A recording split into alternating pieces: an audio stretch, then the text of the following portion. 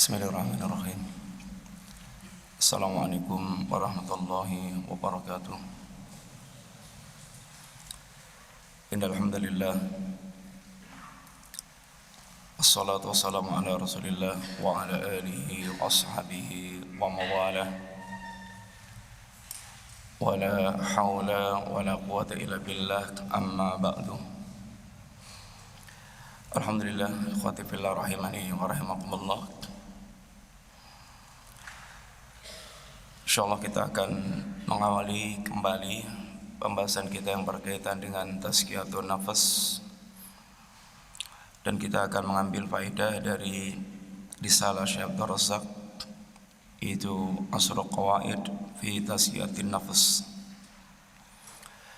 Tazkiyatun nafas satu di antara pilar dakwah salafiyah. Dakwah salafiyah itu pilarnya adalah tauhid, kemudian ittiba dan tazkiyatun nafas. Syekh Salim Al-Hilali ketika mengambil faidah dari muqaddimah atau dari khutbatul hajah yang disampaikan Rasulullah sallallahu alaihi wasallam, dalam khutbatul hajah ini ada pesan penting yang selalu Nabi ingatkan pada kita. Satu adalah akidah, dari innal hamdalillah sampai paragraf habis. Yang kedua tazkiyatun nafas, itu dari wasiat takwa, ayat yang sering dibacakan oleh tiga ayat yang merupakan wasiat takwa. Ini tazkiyatun nafas. Kemudian setelah amma ba'du wa inna asdaqal kalam kalamullah, ini adalah manhajut talaqi.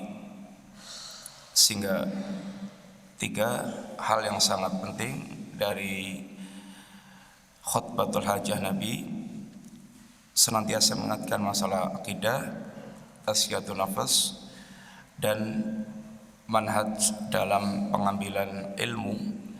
Ini kitab Allah, Al-Quranul Karim, sunnah Rasulullah sallallahu alaihi wasallam, dan menjauhkan dari segala macam bentuk bid'ah.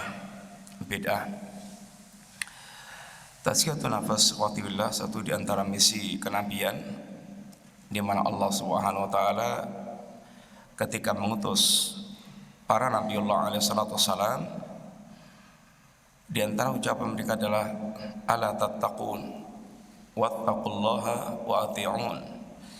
Kenapa kalian tidak bertakwa kepada Allah Subhanahu wa taala? Dan takwa adalah merupakan buah daripada tazkiyatun nafas, ya, terwujudnya akidah yang lurus, terwujudnya sikap ketaatan kepada nabi yang diutus oleh Allah Subhanahu wa taala, dan terwujudnya al-akhlaqul karimah. Ini adalah buah daripada tazkiyatun nafas.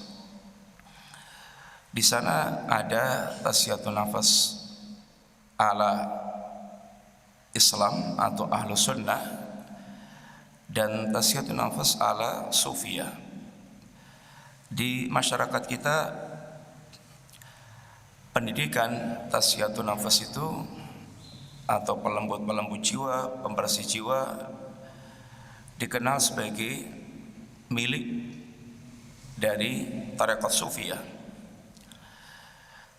Memang tarekat sufiyah di awal munculnya adalah gerakan zuhud, gerakan untuk menjauhkan manusia dari hingar-bingarnya dunia, ketika melihat fenomena sebagian kaum muslimin yang tenggelam dalam hiruk pikuk dan kemewahan kehidupan dunia, sehingga muncul gerakan itu. Lawan daripada mereka yang tenggelam dari perkara dunia adalah mereka menjauhkan dari dunia, dan awal gerakan sufiyah berawal dari situ. Hanya kemudian perkembangan berikutnya, penyesatan iblis sampai pada tingkat itu penyimpangan yang jauh dari Islam itu sendiri, karena memang sebagaimana perkataan Al-Imam Ibnul Qayyim, ma amarallahu bi amrin illa walisyaitan nasghatan. Tidaklah Allah memerintahkan sebuah perkara kecuali syaitan memiliki dua cara untuk menyesatkan manusia. Imma bi ifratin ghuluwin, mungkin dengan cara ifrat, ini ghulu, melampaui batas. Wa imma bi taksirin, atau dengan cara taksir, tafrid, meremeh-remehkan. Ini dua sisi yang selalu syaitan upayakan untuk menyesatkan manusia dari jalan Allah Subhanahu wa taala. Imma ifrat wa imma tafrid. Wala yubali bi ayyihima dhafar. Dan syaitan enggak peduli dengan dua cara ini mana yang dia akan mendapatkan keuntungan, karena dua-duanya untung. Orang terjatuh di dalam ifrat, ya syaitan ya untung. Orang terjatuh dalam tafrid, syaitan ya untung, karena dua-duanya adalah bentuk ini penyimpangan. Dan biasanya ketika ada sikap ekstrim, kalau istilah kita ekstrim kiri, pasti nanti ada ekstrim kanan, sehingga dua-duanya kutub penyimpangan dalam agama ini. Ahlu sunnah adalah senantiasa berpegang dengan sikap i'tidal, ya, sikap pertengahan bainal ifrat wa tafrid. Sebagaimana Islam adalah pertengahan antara bainal adyan, di antara agama-agama, Ahlussunnah adalah pertengahan bainal firaq, di antara firqah-firqah di dalam Islam. Termasuk di antaranya dalam perkara tazkiyatun nafas. Tariqah Sufiyah ketika mengajarkan tazkiyatun nafas, dari metodenya sampai nanti hasilnya berbeda dengan Ahlus Sunnah. Tariqah Sufiyah mengajarkan tazkiyatun nafas dengan metode-metode yang penuh dengan bid'ah dan penyimpangan. Mengajarkan tazkiyatun nafas dengan ghina, dengan tahlilul tahrim atau tahlilul haram, tahrimul halal, dengan menghalalkan yang haram, mengharamkan yang halal, dengan melakukan berbagai macam bid'ah, sehingga target-target yang dimunculkan dari tazkiyatun nafas ala tarbiyah sufiyah adalah hal-hal yang justru semakin jauh dari syariat Allah Subhanahu wa taala. Ahlus Sunnah dalam mewujudkan tazkiyatun nafas, maka sarana untuk mewujudkannya itu pertama tauhid. Tidak akan terwujud tazkiyatun nafas kecuali dengan mentauhidkan Allah Subhanahu wa taala. Karena syirik adalah barang najis. Ahlus Sunnah mewujudkan tazkiyatun nafas dengan adaul faraid, dengan menunaikan kewajiban-kewajiban, dan demikian pula mewujudkan tazkiyatun nafas dengan menunaikan an-nawafil sebagai penyempurna dalam mewujudkan kewajiban kepada Allah Subhanahu wa taala, sehingga buah yang akan muncul dari tazkiyatun nafas menurut Ahlussunnah adalah terwujudnya tauhid yang murni, bersih dari segala macam kesyirikan, baik itu syirkun akbar maupun syirkun asghar, terwujudnya sikap ittiba dan jauhnya dari segala macam bentuk bid'ah, serta terwujudnya al-akhlaqul karimah. Dan itu yang dibicarakan oleh Al-Qur'anul Karim dan sunnah Nabi sallallahu alaihi wasallam. Beda dengan tarekat sufiyah. Tarekat sufiyah dalam pendidikan tasfiyatun nafas hasilnya adalah mukasyafah. Targetnya itu dan terantah diraihnya mukasyafah. Ini penyingkapan. Sehingga di kalangan tarekat sufiyah, ketika seorang dia telah mencapai tingkatan tertentu dalam pendidikan tasfiyatun nafas mereka, maka mereka mendapatkan mukasyafat, berbagai macam penyingkapan, bisa melihat sesuatu yang tidak bisa dilihat oleh orang awam. Oleh karena itulah banyak khurafat yang kemudian mereka munculkan dalam kisah-kisah, karena mereka telah sampai pada tingkatan seorang wali atau tingkatan yang tinggi dalam tarbiyah mereka. Demikian juga terwujudnya sikap isqatut taklif, hilangnya beban syariat, sehingga tidak lagi terbebani dengan syariat. Semakin tinggi tingkatan dalam tarekat sufiyah, maka semakin mereka lepas dari syariat Allah Subhanahu wa taala, sebagaimana mereka beralasan kisah Khidir dengan Nabiullah Musa, di mana Khidir tidak terikat dengan syariat Nabiullah Musa alaihissalatu wassalam. Adapun Ahlus Sunnah, bahkan orang yang mereka merasa telah lepas dari syariat, ini adalah pembatal keislaman, karena tidak ada seorang pun yang bisa lepas dari syariat Allah Subhanahu wa taala. Bahkan semakin orang tinggi tingkat ketakwaannya kepada Allah, semakin tinggi tingkat kemuliaan di sisi Allah, harusnya semakin terikat ketat dengan syariat ajaran agama Allah ini. Semakin seorang tinggi ketakwaannya kepada Allah Ta'ala, ya semakin menjadi orang yang teratas dalam mewujudkan segala macam bentuk ketaatan kepada Allah Subhanahu wa taala. Maka kisah-kisah salaf, kalau orang kebanyakan orang atau keumuman orang itu ya datang sholat setelah adzan atau bahkan terlambat, maka orang yang mereka tinggi tingkatan ketakwaannya tentu adalah orang yang mereka semakin cepat kedatangan mereka ini ke masjid.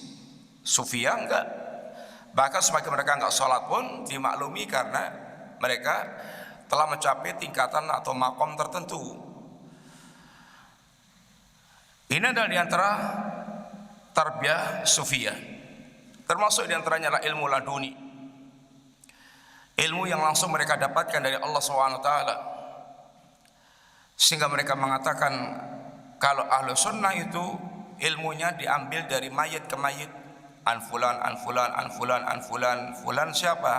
Udah mati, mayit.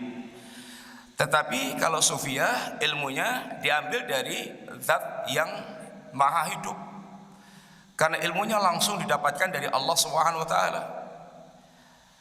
sehingga akhirnya mereka sudah tidak lagi peduli dengan syariat atau dengan panduan Al-Quran dan As-Sunnah. Al-Sunnah sangat meyakini bahwa tingkat kelurusan seorang selama mereka betul-betul berpegang dengan kitab Allah dan sunnah Rasulullah sallallahu alaihi wasallam sebagaimana Nabi katakan. Akan tapi tarekat sufiyah ilmu mereka sudah langsung mereka dapatkan dari Allah Subhanahu wa taala, sehingga tidak lagi perhatian dengan bimbingan kitab Allah dan sunnah Rasulullah sallallahu alaihi wasallam, ilmu laduni. Dan sampai pada tingkat hasil mereka adalah fana atau wahdatul wujud, bersatunya Allah dengan makhluk, Ini tingkatan yang sangat tinggi di kalangan tarekat sufiyah, dan menurut Ahlussunnah justru ini merupakan kekufuran, kesyirikan, karena ini merupakan akidah yang lebih kecil daripada akidah Nasara. Nasrani, Allah hanya menitis kepada ini Isa alaihissalatu wassalam, tapi Sufia bahkan keyakinannya sampai pada tingkat Allah menitis kepada semua para makhluk atau menyatukan Allah dengan para makhluk. Oleh karena itulah tasfiyatun nafas mesti kita memahami termasuk kaidah-kaidahnya sehingga tetap lurus di atas bimbingan kitabullah dan sunnah Rasulullah sallallahu alaihi wasallam. Satu di antara risalah tentang tasfiyatun nafas adalah apa yang disampaikan oleh Syekh Abdul Razak sebagai bimbingan kita untuk ini wujudkan upaya melakukan tasfiyatun nafas. Mari kita lihat mukadimah yang beliau sampaikan. Bismillahirrahmanirrahim. Berkata Syekh Abdul Razak hafizallahu taala, Bismillahirrahmanirrahim. Muqaddimah. Alhamdulillahirabbil alamin. Wassalatu wassalamu ala asyrafil anbiya wa khatamil mursalin nabiyina wa qudwatina wa qurrati a'yunina Muhammad ibn Abdullah al-Hadi al-Amin wa ala alihi wa sahbihi ajma'in wa man sara ala hadihim ila yaumiddin, amma ba'du. Beliau mengawali dengan memuji Allah Subhanahu wa taala, mengawali dengan itu basmalah.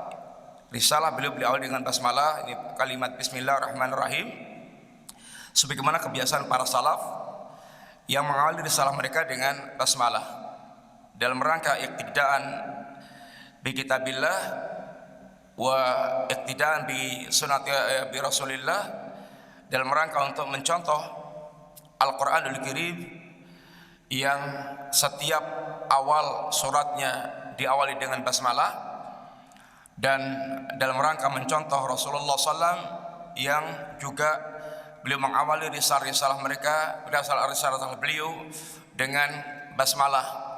Seperti ketika Nabi mengirim risalah dakwah ke berbagai raja, ke Kisra, ke Kaisar, ke Raja Mesir dan sekitarnya, beliau mengawali dengan ini basmalah.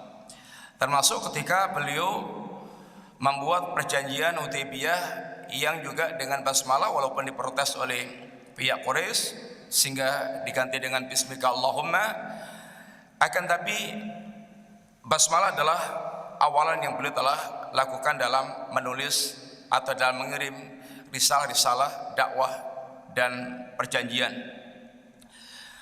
Demikian pula mengawali dengan basmalah di antara tujuannya adalah lil isti'anah, dalam rangka untuk meminta pertolongan kepada Allah Subhanahu wa taala.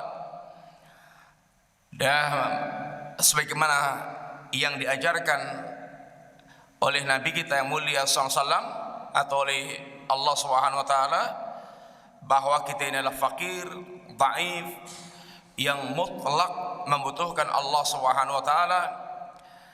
Dan kemuliaan seorang hamba adalah ketika dia menyadari kehinaan, kelemahan dan kebutuhannya secara mutlak kepada Allah Subhanahu wa taala. Semakin dia merasa hina di hadapan Allah dan semakin dia merasa bergantung kepada Allah, maka dia semakin mulia kedudukannya di hadapan Allah Subhanahu wa taala. Karena ciri khas penghambaan itu adalah at-tadallul wal khudu', di mana seorang hamba merasakan kehinaan sehina-hinanya di hadapan Allah Al-Ma'bud, dan kemudian disertai ketundukan yang mutlak kepada Allah ma'a qayatil hubbi wa ta'zim, dengan di puncak pengagungan dan kecintaannya kepada Allah Ta'ala. Demikian pula mengawali dengan basmalah dengan tujuan tabarruk. Tabarruk yaitu talabul barakah. Tabarruk yaitu mencari keberkahan, dan keberkahan atau barakah kasratul khair wa subutuh, banyaknya kebaikan dan tetapnya kebaikan itu. Dan keberkahan adalah hal yang kita cari dan kita inginkan dalam setiap kepemilikan kita, apa yang kita miliki dan kita lakukan di dunia sekarang ini. Yang terpenting adalah bagaimana berkahnya apa yang kita dapatkan, kita miliki. Ilmunya berkah, umurnya berkah, hartanya berkah, keluarganya berkah, dan seterusnya. Yang kalau keberkahan menyertai semua apa yang kita lakukan dan kita miliki, maka akan menghasilkan kebaikan-kebaikan yang banyak.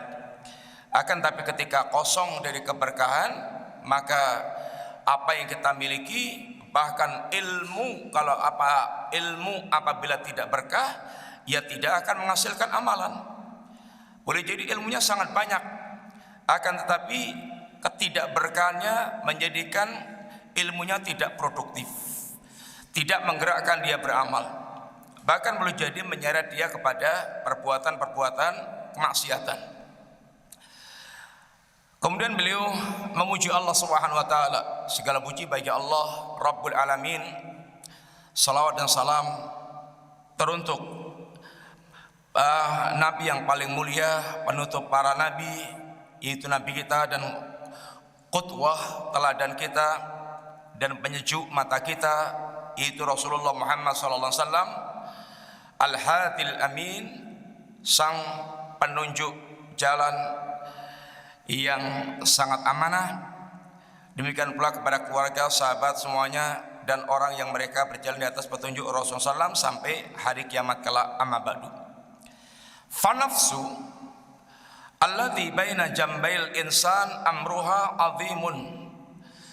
Jiwa yang ada dalam diri manusia, perkaranya itu sangat azim, sangat agung, sangat istimewa.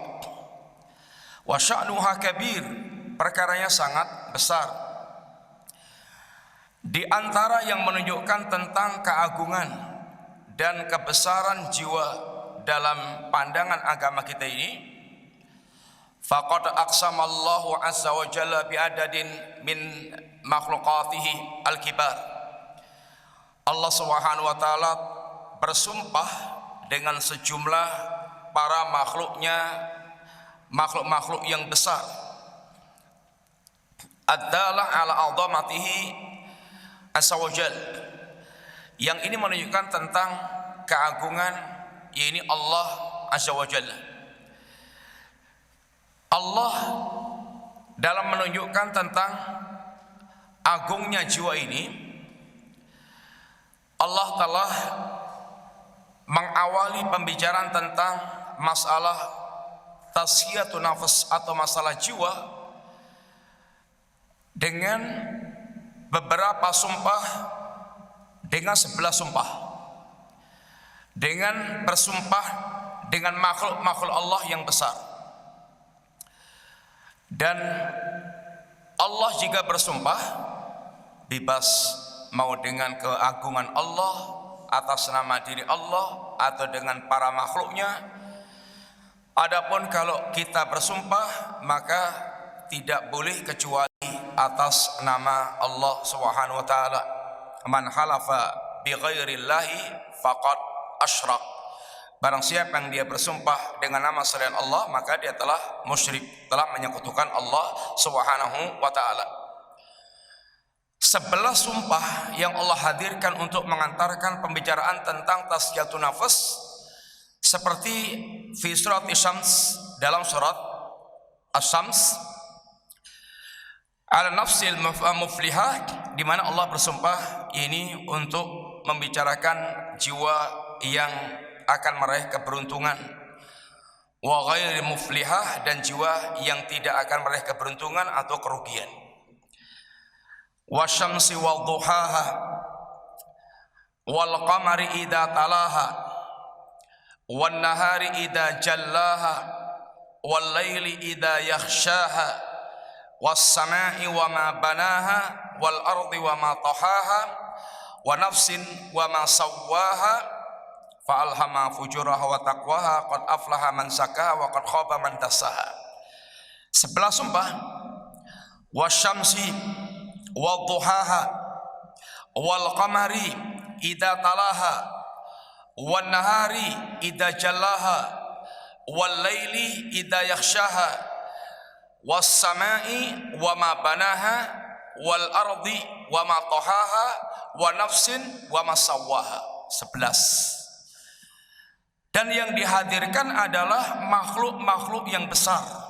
Matahari, bulan, siang, malam, langit, bumi, jiwa.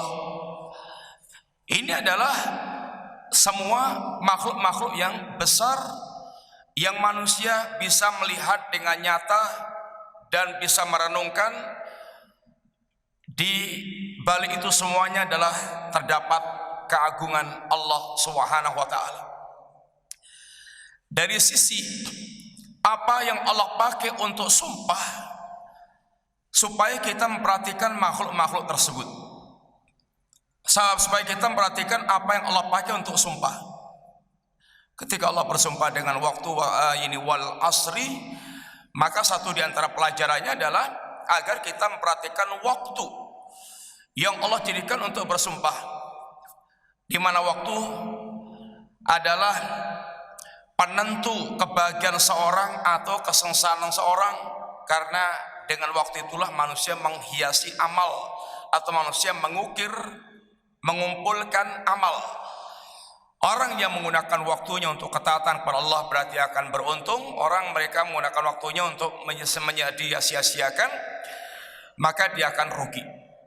Demikian pula dibalik apa yang Allah jadikan sumpah, matahari, bulan, siang, malam, langit, bumi, ini semuanya ada makhluk yang besar agar kita memperhatikan, dan dibalik itu ada, ini akan didapatkan keagungan Allah Subhanahu wa taala. Dan Allah tegaskan bahwa jiwa ini memiliki potensi yang sama. Potensi untuk menjadi fajir, fa alhama fujuraha wa taqwaha, dan potensi untuk menjadi jiwa yang bertakwa. Allah berikan kesempatan yang sama. Yang jelas Allah telah jelaskan jalan-jalan ketakwaan, demikian Allah telah ingatkan tentang jalan-jalan kefajiran. Apakah manusia akan mendidik jiwanya dengan ketakwaan sehingga menjadi orang yang akan beruntung, ataukah manusia akan menjadikan jiwanya tenggelam dalam kefajiran sehingga dia akan merugi? Qad aflaha man zakkaha, sungguh beruntunglah orang yang mereka menyucikan jiwanya. Wa qad khaba man dassaha, dan sungguh rugilah orang yang mereka mengotori jiwanya. Kemudian beliau menjelaskan inti yang akan dibicarakan dalam ayat tersebut pada kalimat qad aflaha man zakkaha. Qauluhu azza wa jalla, qad aflaha man zakkaha. Adapun firman Allah Subhanahu wa taala, qad aflaha man zakkaha, aslu zakah hiya ziyadah fil khair. Asal daripada zakah adalah ziyadah, pertambahan dalam kebaikan. Ini berkembang sehingga orang yang mereka manzakaha, artinya orang mereka mengembangkan jiwanya. Wal muradu bil ayati huna anna man sa'a fi tazkiyati nafsihi wa islahiha wa summu biha bil istikthari min at-ta'at wal khairat wal ibtiadi an syurur wa sayyi'at tahaqqaqa falahu.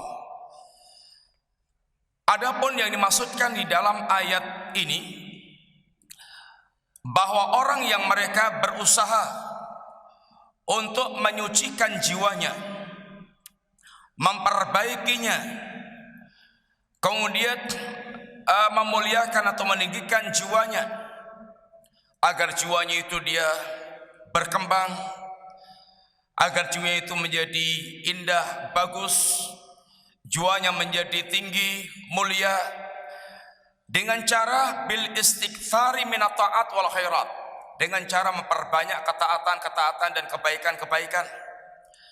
Wal ibti'ad anisyurur wassayyi'at, dan dengan cara menjauhkan dari segala macam keburukan, kejelekan. Orang yang mereka melakukan hal ini, maka dia telah mewujudkan kemenangan atau kebahagiaan bagi jiwanya.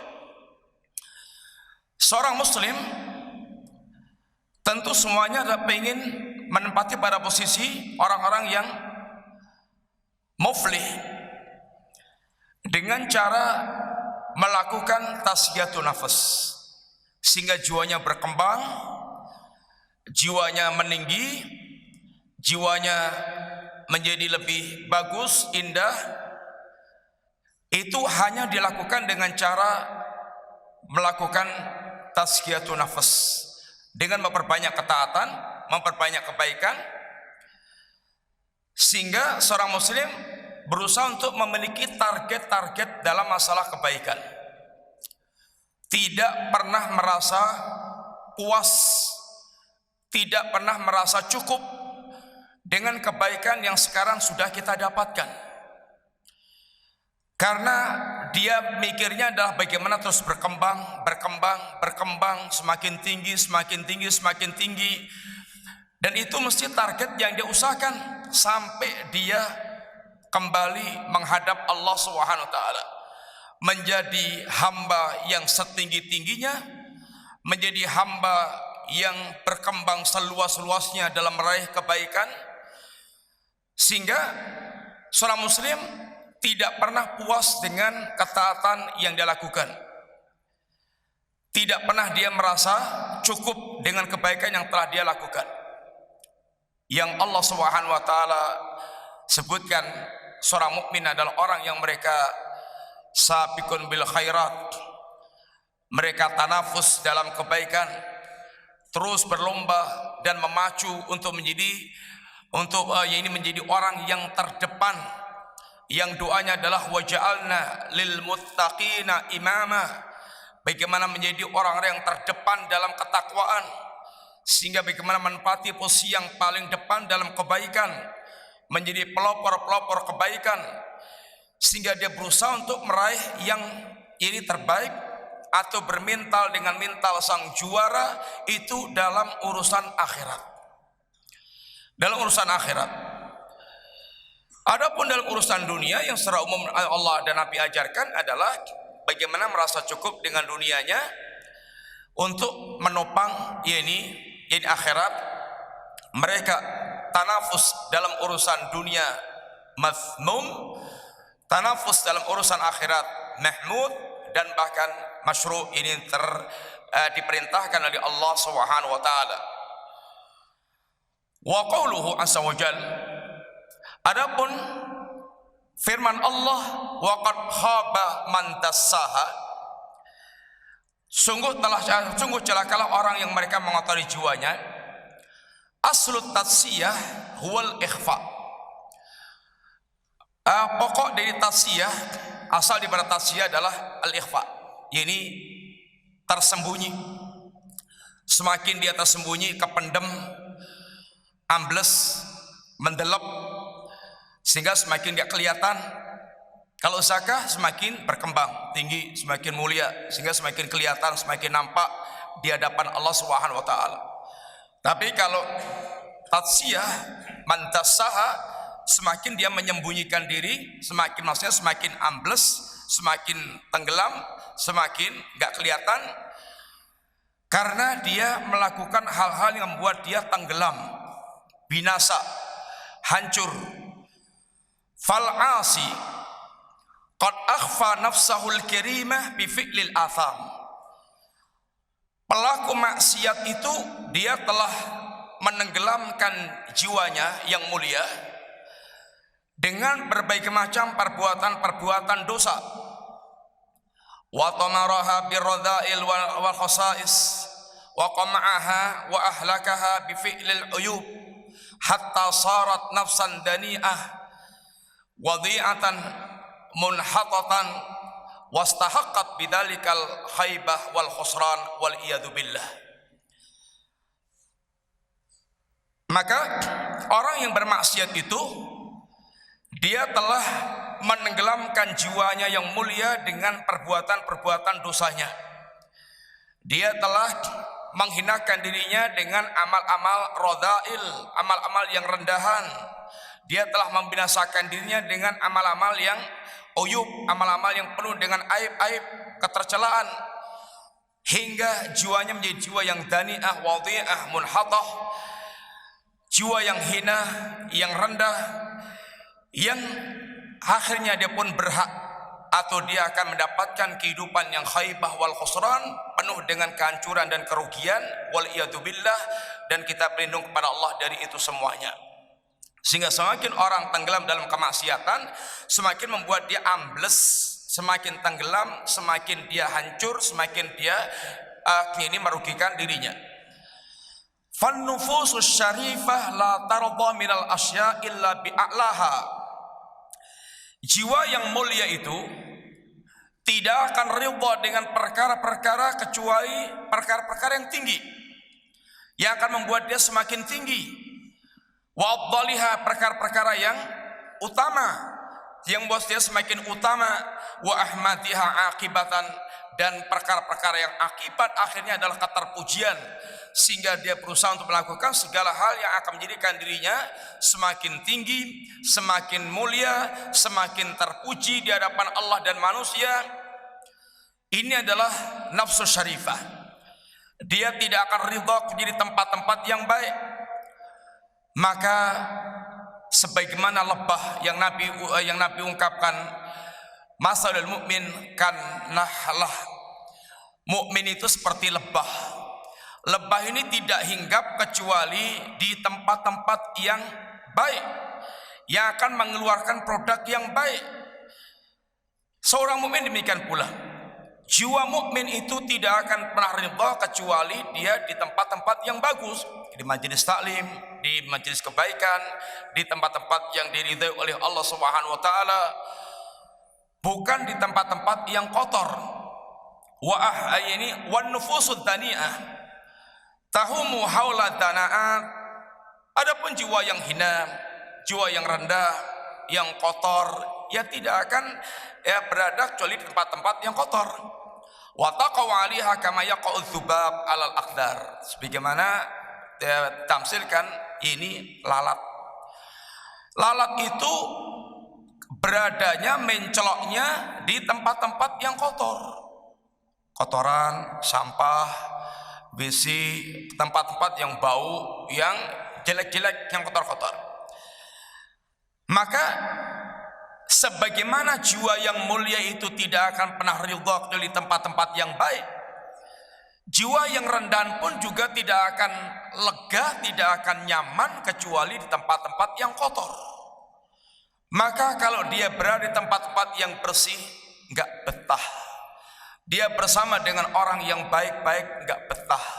Dia di majelis-majelis yang baik, enggak betah.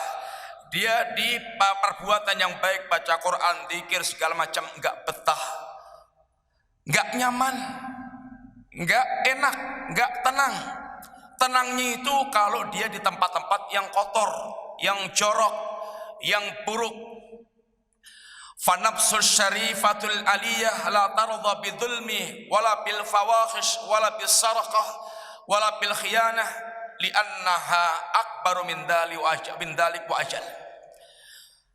Jiwa yang mulia itu, maka jiwa yang mulia itu, jiwa yang tinggi, dia tidak ridha dengan perbuatan zalim.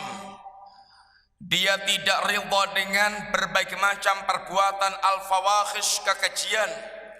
Dia tidak akan ridha dengan ini pencurian, pengkhianatan.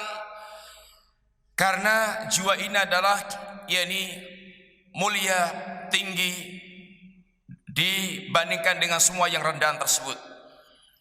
Wa nafsul mahinah al-haqirah al-khasisah bididdi min dzalik. Adapun jiwa yang hina, yang rendah, yang kotor, ini kebalikannya.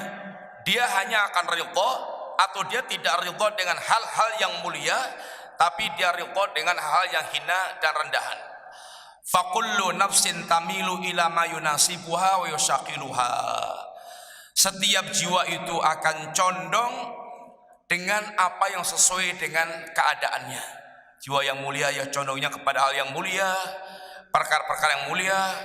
Jiwa yang rendahan ya condongnya kepada hal yang rendahan. Maka al arwah kal junud mujannada. Jiwa roh manusia itu seperti ya ini rombongan yang seperti rombongan yang mereka akan ngumpul yang sesuai dengan sejenisnya. Orang yang mereka suka maksiat ya kumpulnya dengan ahlul maksiat, orang yang suka dengan kebaikan kumpulnya dengan ahlul khair, kebaikan. Walamma kana tazkiyatu nafsi bihadhil ahamiyah wajib ala kulli muslim nasihin li nafsi ayyuna biha inayatan fa'iqatan wa yujahida nafsahu fi hayatihi ala tahqiqi hadhil ghayah alhamidah liyufliha fi dunyahu wa ukhrahu wa yan'ama bis sa'adah alhaqiqiyah. Dan ketika tazkiyatun nufus itu sedemikian pentingnya untuk menjadikan jiwa ini mulia, tinggi, maka wajib bagi setiap muslim nasihan li nafsi, setiap muslim yang dia betul-betul menasihati dirinya, menginginkan kebaikan bagi diri. Nasihat itu iradatul khair lil mansuh. Nasihat itu kehendak baik untuk orang yang dinasihati. Sehingga kalau kita menasihati orang, artinya kita sedang menginginkan kebaikan kepada atau bagi orang tersebut. Sehingga orang yang memang betul-betul tulus dalam memberikan nasihat, pasti dia akan menggunakan cara-cara yang terbaik bagaimana orang yang kita nasihati itu mendapatkan kebaikan. Demikian pula kita menasihati diri kita sendiri, artinya menginginkan kebaikan untuk kita. Seorang muslim yang menginginkan kebaikan bagi dirinya, maka dia akan perhatian dengan perhatian yang besar, perhatian yang sangat terhadap urusan tazkiyatun nafs ini, dan dia akan berjuang. Ini akan memperjuangkan jiwanya dalam kehidupan ini untuk mewujudkan tazkiyatun nufus dalam rangka untuk meraih tujuan atau puncak kemuliaan, keterpujian, agar dia bisa berbahagia di dunia dan di akhiratnya, agar dia betul-betul bisa menikmati kebahagiaan yang hakiki. Kebahagiaan yang hakiki tidak akan kita dapatkan kecuali dengan terwujudnya tazkiyatun nafs. Orang dengan maksiat bisa lezat sesaat, akan tapi dia tidak akan pernah bisa merasakan kebahagiaan yang hakiki. Maka orang yang tidak mengenal Allah dan orang mereka tidak melakukan amal-amal yang mendekatkan diri kepada Allah, sampai matinya tidak akan pernah merasakan kelezatan yang hakiki, kebahagiaan yang hakiki. Sebagaimana ungkapan seorang ulama, masakinu ahli dunia, orang yang betul-betul dikatakan miskin, yang layak dikasihani, dia merana dari kalangan ahli dunia, bukan orang yang mereka tidak memiliki harta dan perabot-perabot duniawi, tapi siapa? Kharaju minad dunya walam yaduku atyaba ma fiha. Orang yang betul-betul layak dikasihani, orang yang betul-betul miskin, merana adalah orang yang mereka sampai matinya tidak pernah merasakan sesuatu yang paling lezat, sesuatu yang paling indah, paling lezat, paling menyenangkan. Ketika ditanyakan apa itu sesuatu yang paling lezat, ma'rifatullah wa mahabbatullah wal uns bil qailah. Hati yang mengenal Allah, hati yang mencintai Allah, hati yang punya rasa nyaman bersanding dengan Allah SWT. Hati yang tidak memiliki ini, maka selama hidupnya tidak akan pernah merasakan kebahagiaan, kelezatan yang hakiki. Karena kelezatan itu letaknya dalam hati manusia, dan hati itu difitrahkan untuk mengenal dan mencintai Allah dan menghamba kepada Allah SWT. Selama hati itu tidak fokus ke situ, maka dipastikan dia tidak akan pernah bisa meraih kebahagiaan yang hakiki. Fa inna li nafsi 'alal muslim haqqan, sungguhnya jiwa itu bagi seorang muslim dia memiliki hak. Jiwa memiliki hak yang harus dia ini tunaikan hak-hak jiwa sebagaimana semuanya memiliki hak. Inna li rabbika haqqan, sungguhnya Rabb memiliki hak. Kemudian keluarga kita memiliki hak, teman kita memiliki hak, orang tua kita memiliki hak. Wa inna li nafsika 'alaika haqqan, demikian juga jiwa Anda memiliki hak yang mesti ditunaikan hak-haknya.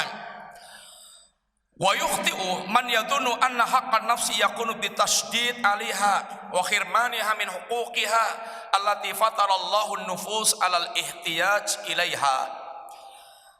Dan sebuah kesalahan orang yang menyangka bahwa haknya jiwa itu dipenuhi dengan tasydid, dengan menyengsarakan jiwa, dengan membuat jiwa itu menjadi sulit. Sebagaimana dalam tarbiyah tarekat sufiyah sangat menyulitkan jiwa, mengharamkan yang halal dan membuat pendidikan-pendidikan yang aneh, menghinakan diri. Wa hirmaniha min huquqiha, dia menghalangi dirinya dari menunaikan hak-haknya jiwa yang Allah fitrahkan jiwa itu untuk membutuhkan hal itu. Seperti umpamanya ingin suci tapi tidak menikah, karena sebagaimana Nasrani Allah ingatkan atau Allah tegaskan rahbaniyatan ibtada'uha ma katabna alaihim, mereka membuat syariat rahbaniyah yang tidak pernah Allah syariatkan. Sufi ternyata juga melakukan hal yang sama di antara mereka untuk meraih kemuliaan, kayak kesucian jiwa, bahkan mengharamkan apa yang dihalalkan Allah. Dia menghalangi dirinya dari hal-hal yang dihalalkan oleh Allah Subhanahu wa taala. Kama yukhti'u man yadhunnu anna haqqan nafsi yakunu bitafrid, sebagaimana pula salah sangkaan orang yang mereka itu jiwa itu haknya adalah dipenuhi dengan cara tafrid, meremehkan sehingga tenggelam dalam segala macam perbuatan dosa dan maksiat dalam rangka untuk memenuhi hak jiwa agar senang, sehingga urusan hidupnya adalah hanya perut dan urun yang dibawa perut. Ini adalah peremehan dan ketidakfahaman tentang agama Allah Ta'ala. Wa ihmali siyasatiha wa tarkiha munkhamisatan fi syahwatiha, sehingga mereka itu tenggelam dalam memenuhi syahwat-syahwat yang mereka inginkan. Ini semuanya ifrat maupun tafsir seperti ini semuanya adalah kekeliruan dalam mewujudkan hak jiwa. Wa ihata antakuna taskiyatu nafas bimisli dzalik, sungguh jauh tidak seperti itu melakukan taskiyatu nafas itu. Bal taskiyatu nafas takunu bil masalik asyariyah wa tawassut wal i'tidal fala ifrat wala tafrid bal biluzumi hadi Nabi SAW wa nahjihi al-qawim.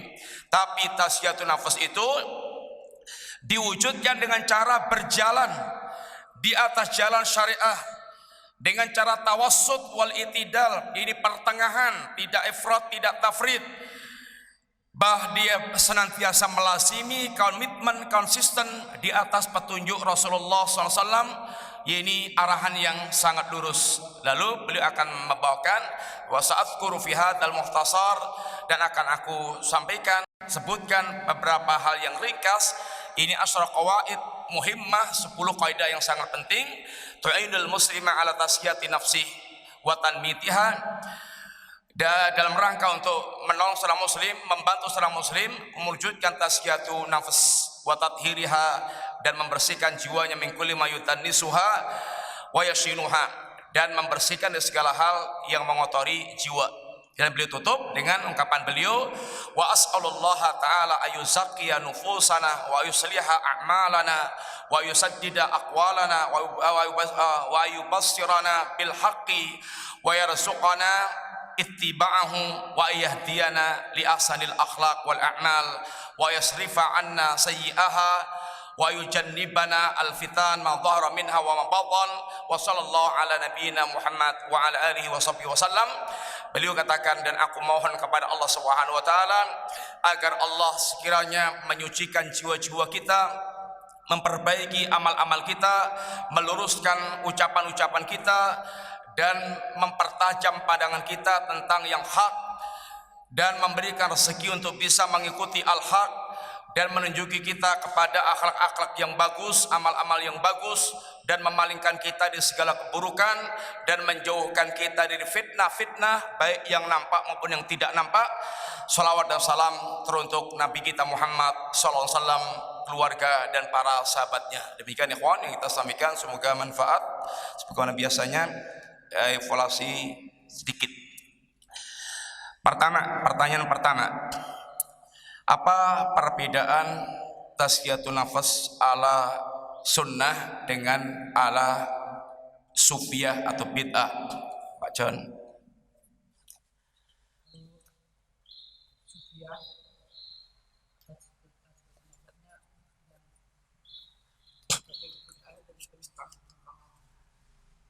Terus?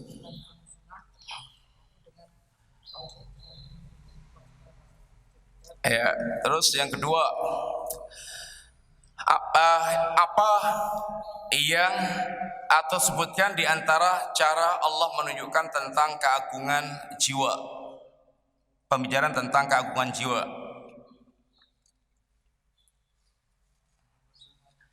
Ya, Allah bersumpah, bahkan dengan sumpah, beberapa sumpah, tidak ada sumpah dalam Al-Quran yang lebih banyak dibandingkan dengan sumpah ketika Allah akan berbicara tentang jiwa manusia.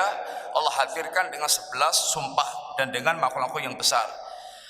Yang terakhir, apa makna tazkiyah atau mansakaha, zakah?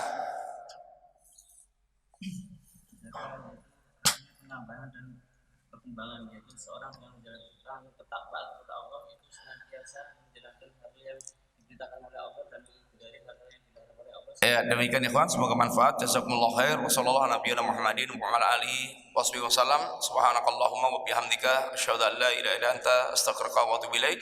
Assalamualaikum warahmatullahi wabarakatuh.